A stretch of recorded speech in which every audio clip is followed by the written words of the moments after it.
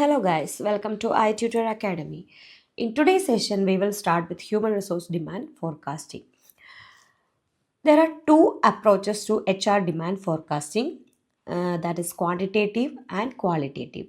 When focusing on human resources needs, forecasting is primarily quantitative in nature and is carried out by highly trained specialists. Quantitative approaches to forecasting can employ statistical analytical models and at a time by simple calculation anticipations future HR requirements. Organizational demands will ultimately determine which technique is to be used. Regardless of the method, forecasting plays a major role in HRP, however small or large the organization is. Quantitative approaches.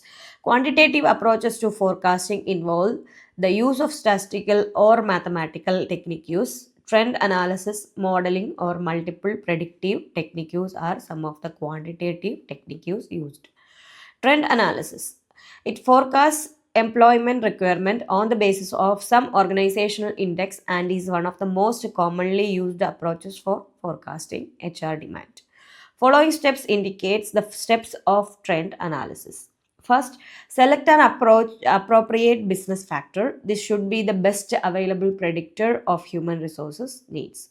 Frequently, sales or value added, selling price minus cost of material and supplies is used as a predictor in trend analysis.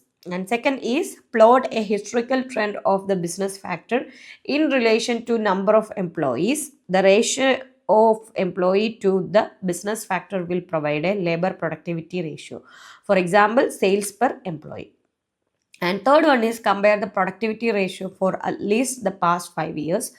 Fourth, calculate the human resource demand by dividing the business factor by the productivity ratio.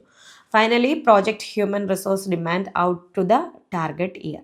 And the next is modeling or multiple predictive techniques. Several mathematical models with the aid of computers are also used to forecast HR needs, optimization models, budget and planning analysis, whereas trend analysis relies on a single factor. Example, sales. To predict employment needs, the more advanced method combines several factors such as interest rates, gross national product, disposable income, and sales to predict employment levels, while the cost of developing these forecasting methods used to be quite high. Advances in technology and computer software have made rather sophisticated forecasting more affordable to even small businesses. And next is qualitative approach. In contrast to quantitative approaches, qualitative approaches to forecasting use less statistical tools. Expert forecast and Delphi technique are the most commonly used qualitative techniques. The first one is expert forecast. Expert forecast in this method managers estimate future human resource requirements, their experiences and judgments to good effect. And Delphi technique, it attempt to decrease the subjectivity of forecast by involving a group of pre-selected individual and soliciting and summarizing the judgment. This a group decision making process is invoked, which in return requires a great deal of process orientation to enhance coordination and cooperation for satisfactory forecast. This method works best in situation where dynamic technological changes affect staffing levels. Ideally, HRP should the both quantitative and qualitative approaches while forecasting HR demand. Both the approaches complement each other, thus provide a wholesome forecast. Whatever technique one might utilize, but they need to be selected aptly and done systematically. HR planners many times go further and analyze the demand also on the basis of workforce analysis, workload analysis, and job analysis. Workforce analysis to determine the rate of influx and outflow of employee. It is through this analysis one can calculate the labor turnover rate, absenteeism rate, etc. Qualitative method go a long way in analyzing the internal flow created by promotions, transfer, etc. And next is workload analysis. It calculate the numbers of person required for various jobs with a reference to a planned output. This take into consideration factors such as absenteeism and ideal time, etc. Both quantitative and qualitative techniques are utilized for accurate results. And next is job analysis.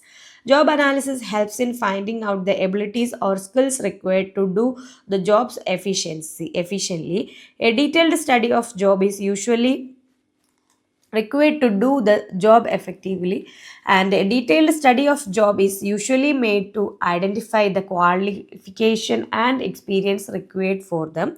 Job analysis include two things: job description and job specification. Job description, this is a factual statement of the duties and responsibilities of a specific job. It gives an indication of what is to be done, how it is to be done, and why it is to be done. Job specification provides information on the human attributes in terms of education, skills, aptitudes, and experience necessary to perform a job effectively. This you will learn more in the next unit. Okay, and next is human resource supply forecasting. After forecasting the demand of HR, the obvious step is to forecast supply of HR. Once an organization has forecast its future requirements for employees, it then goes on to the next search, that is from where can it fulfill its requirements. It therefore needs to determine if there are sufficient numbers and type of employees and how many are eligible for the requisite positions. Supply analysis thus involves planning for procurement, who, from where, how, and when. It scans the internal and external environment for the best fit candidates for the position in demand. There are normally two sources of supply: internal and external. Internal sources. The most popular approach to be followed by all managers is to look within the organization until and unless the opening is not related to immensely diversified field of which the existing workforce might not possess requisite skills and the cost of training may be working out to be high. It is easier to go in for an internal sources for recruitment, and because it is cost saving in many ways to utilize what is already available to the organization. A profile of employee in terms of age, sex, education, training, experience, job level, past performance, and future potential is continuously maintained for use whenever required. Thus, if the requirements in terms of growth, diversification, internal movement of employees, that is transfer, promotion, retirement, etc., are determined in advance, then the data can be very useful. And internal supply analysis is done with staffing tables and or manning charts, that is are a pictorial representation of all organizational jobs along with the numbers of employees currently occupying those jobs and future employment requirement. And Markov analysis, it shows the percentage and actual number of employees who remain in each job from one year to the next, thus keeping track of the pattern of employee movements through various jobs. Thus, this analysis result in a composite matrix of supply. And next is skill inventories. List each employee's education, past work experience, etc. Replacement chart helps to drive the profile of job holders department wise and reveals those who could be used as replacement whenever the need arises. And next is external sources. It is only when the cost of procuring the labor from internal sources is more and also the present staff cannot be spared of the future assignment, the company prefers to the external sources.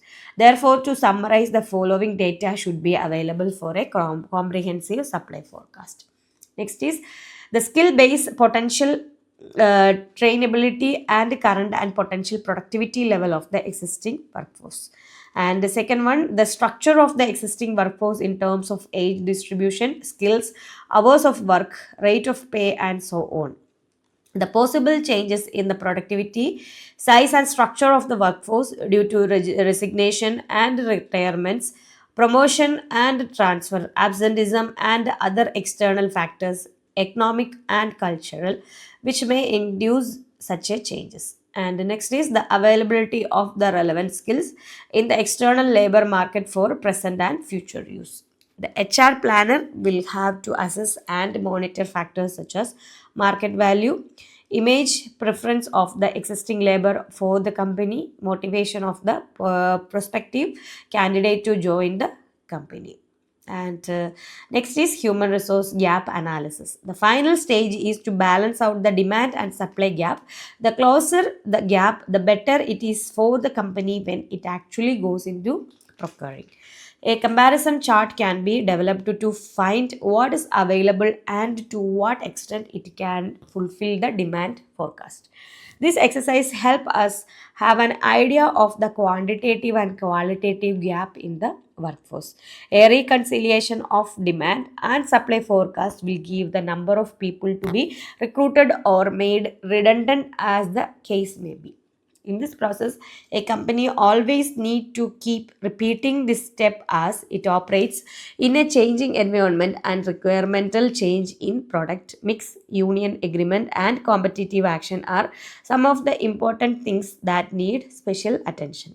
The human resource requirement thus identified are translated into a concrete HR plan backed up by detailed policies and other human resources instruments and strategies. For example, recruitment, selection, training, promotion, retirement, replacement, etc. Okay, so this is about today's session, and human resource plan, operative formulation, etc. We will discuss on next video. So if you have any doubt, you can contact on our contact number. Thank you so much.